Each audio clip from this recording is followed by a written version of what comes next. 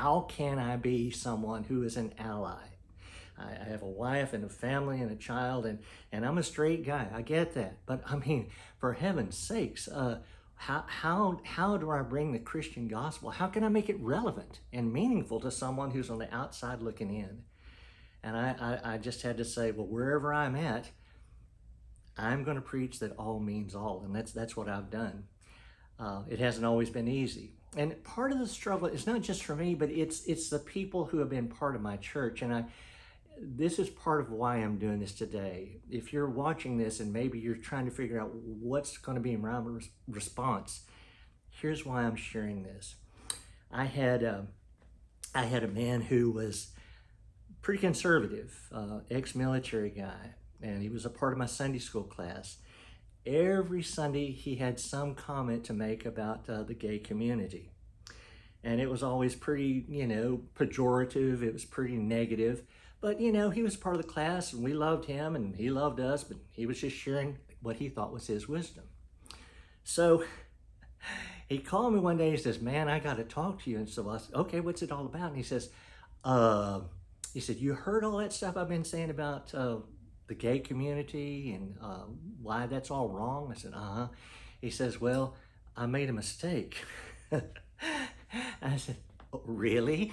And he goes, yeah, and I'm not going to out him or his family, but his daughter was lesbian. He didn't know that. And one day she came to him and said, don't you love me? And he said, of course I love you. She said, don't you want me to be a part of your life? He goes, of course.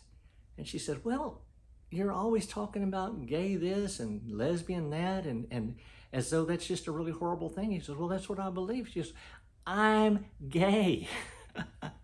I'm a lesbian. Don't you get it? I have a partner. We're going to have a child together. We're adopting someone. And if you don't you want to be a part of that? And he goes, I just thought y'all were good friends. Well, they were good friends. And he's like, oh my God. He goes, of course I love you. And she goes, well, okay, great. And that way. So the next Sunday he shows up in church. And I mean, here's this whole Sunday school class of farmers and ranchers and professionals and teachers and lawyers and doctors and all of that. All family people, all good Methodists. And he says, all that stuff I've been saying about what was in the Bible, what Jesus said and all this other stuff? He said, well, I was wrong. He says, I don't care what it says. Maybe it says that, maybe it doesn't. I don't care. I love my daughter. That's all I know. And I thought, son, that will preach. And I mean, it will preach. For 38 years, I had that same kind of conversation. Not always that, it didn't always wind up so wonderful. There were plenty of people who said, I don't have a son. I don't have a daughter. I have a dear friend who, his family literally cast him out, and he left this state to live somewhere else. And when his mother died, his family didn't even let him know that. I know kids who were thinking of changing their gender. They were born as a male but lived in a female body, or vice versa.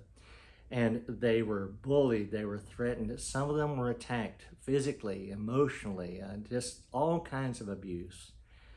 I had a dear friend that was a hunter, and I grew up in South Texas. We used to go hunting, put food on the table, and so one day on a dove hunt, the two of us together talking, he says, Jay, what am I going to do about my grandson? I said, what do you mean? He says, well, and I said, not exactly. He says, come on. He says, he's a sissy. He likes to play with dolls. He's like a little girl. I said, do you love him? He goes, oh, well, yeah. He said, well, that's why I'm talking to you. What should I do? I said, keep loving him. Keep loving him. The really crazy and cool thing is, he tried as best as he could to do that. But that little boy that was the big sissy and all that stuff is a very successful gay guy today with a partner. And, his family has embraced him. It's taken years for that to happen. But I say all of this just simply to say, What would it be like to lose your child that God gave you, that you prayed for? And then you somehow thought, well, yeah, but, he's gay or she's a lesbian or transgender, whatever it might be. If we have a God of love, we do, and we're supposed to love everybody, and we are, what a waste of a life to go through all that time and say, well, I had a son, but I don't now.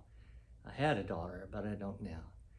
You still have someone that God has given you and that you can love. Friends, family members, come on.